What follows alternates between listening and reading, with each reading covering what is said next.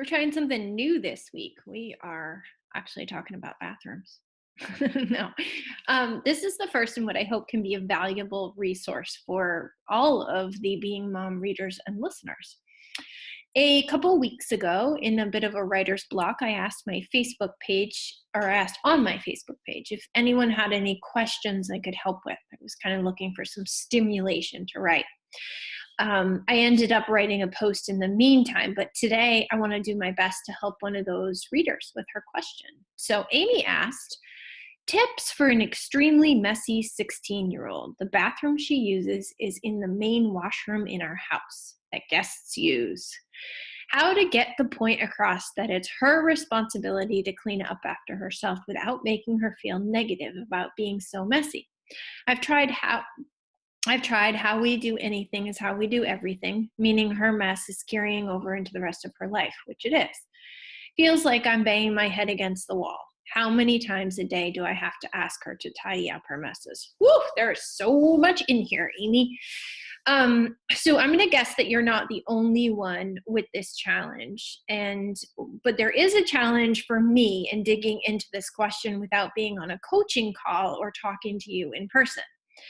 And that is that I'm speculating and guessing, which may or may not get to the root of the challenge for you. But my hope is that being a teen mom myself will give me enough to work with so it's helpful for readers and listeners. There are a bunch of layers in here that I'm going to address separately, and I won't even be able to tackle all of them. But let's see. First up, I need to say that thought work is work that we do on our own thoughts, not on anyone else's thoughts or actions. So that means ultimately you have zero control over getting her to clean up her messes. But that doesn't mean you can't take action toward the goal. Just know that in the end, she chooses how messy she will be. And you can then choose to do thought work to manage your feelings around the situation. So you asked, how many times a day do I have to ask her to tidy up her messes? And the answer is as many times as it takes. It's kind of a bummer, right? But maybe not, because secondly, it's all about us, right? The self-coaching thought work that's the core of this blog is about how we manage our thoughts, not how the people around us behave or what circumstance strikes. So that being said, what I'm going to do in this blog post is mix it up a little. I'm going to bullet point some parenting ideas and then walk through the thought work with the assumption that none of them worked. And feel free to send me a message about how this all feels for you. But here's some ideas. Even if you've tried them all, consider trying again and never give up, because one day something you've tried 10 times already might actually work. We're all growing and changing every single day. So one thing you can try is to leave her notes. And I find that humor works really well. So maybe on a clean sink, you can write, "Don't I look sparkly clean? It feels amazing. Thanks for keeping me that way." So sort of write to her from the sink's perspective. Next to a dirty tissue, you could write, "Here I sit, just waiting to settle into my new home in the wastebasket." On a balled up wet towel, you could write, "Oh no, left here wet and heavy. I'm soon to mold and you'll have to use your t-shirts as a substitute." So just trying to bring some humor to the situation by leaving a note without having to get into a fight with her about it. Perhaps she'll see that note, take the action, or at least smile and do better next time. We never know. It's worth a try. Another thing you can do is notice when she does clean up and make an extra point of it by stating how it felt. So thanks for washing the toothpaste off the sink. It feels really good to know that the bathroom was clean when the guest stopped by. Or I didn't read that right, but it felt so good to know that the bathroom was clean when the guest stopped by. Or I bought a new bottle of your favorite shampoo because I was so pleased when I walked into the clean bathroom.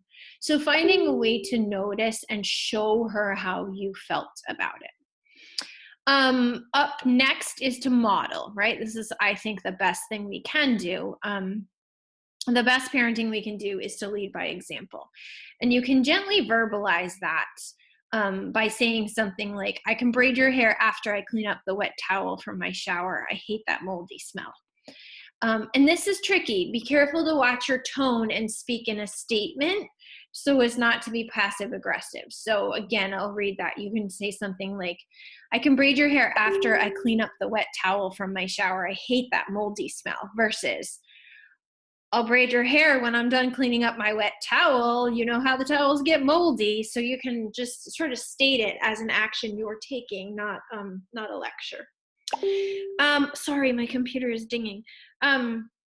Another thing is that you can let it get really, really messy, and you can put a note on the mirror or the door that reads, Dear guests, the teenage resident of our home is learning about cleanliness and hygiene.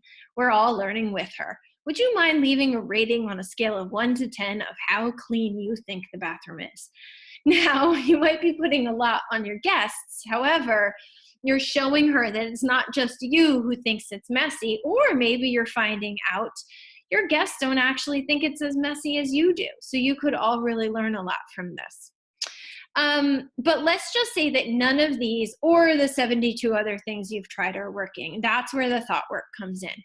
So here's the Brooke Castillo process that I just love to pieces, and my little Amanda Kingsley twist at the end, because I think the why is so important. All right, so the situation is a messy shared bathroom. Now, I want to note here that the word messy is tricky because it's relative. But again, we're not in conversation, so we can't really play with that too much. But your definition may be different than hers, which means she doesn't think it's messy and you do. So let's just assume here that you and her both agree that it's messy. You want her to do something about it and she doesn't. So there's an agreement that it is messy. Now you're just going to leave it at that. So your thought about the situation might be, she's never going to learn. And that feeling it triggered might be frustration, right? The action taken from the feeling is that you clean the bathroom yourself because you don't want the guests to use a messy bathroom. And now the result is that she doesn't need to learn to clean because you are cleaning for her. So that, I'm guessing, would be out of alignment with your why. But again, we're not working together, so I don't know what your why is. It's pretty tricky here in writing. But the model applied for realignment might look like this. So you have the same situation, an agreed upon messy bathroom, and your thought about this situation can change. It can change to, I'm a really good teacher, but sometimes the student isn't ready. And so the new feeling this thought triggers for you is pride, right? Like, I'm doing the best job that I can. She's just not ready to learn. So you could argue that that's going to trigger frustration, but really we're focusing on you. We're focusing on the fact that you are doing a great job teaching her, and we are not in control of anyone else's behavior. So the new action taken from this feeling of pride upon being a really good teacher is that you keep teaching, and you teach curiously and with anticipation of when the student will learn. So the result is that she eventually learns or she moves out, but you feel less stress in the meantime because you know that you're doing the best job that you can, and that unfortunately we can't control other people. So we just have to focus on the fact that we're doing the best we can, and be grateful for that. Be grateful that we have the capability and the awareness to do the best that we can. So I hope that helped. If anyone out there has messy teens and wants to throw out some suggestions, I would welcome that.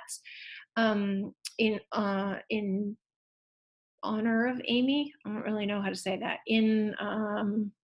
Anyway, go ahead and throw them out if you like. Feel free to comment. And until next time, have a great week. My goal is your growth, so I hope this was helpful to you. Please do reach out and let me know. And remember that we can work one-on-one together in the 9-week Live Your Why coaching program. You can find the link to that on the website. You can also listen to our co-hosted podcast, Creating Wealth and Wellness, free on iTunes or here on the website. And if you're interested in building residual income, check out the Join Our Networking Family link. Until next time, keep doing that thought work. I believe in you. Bye.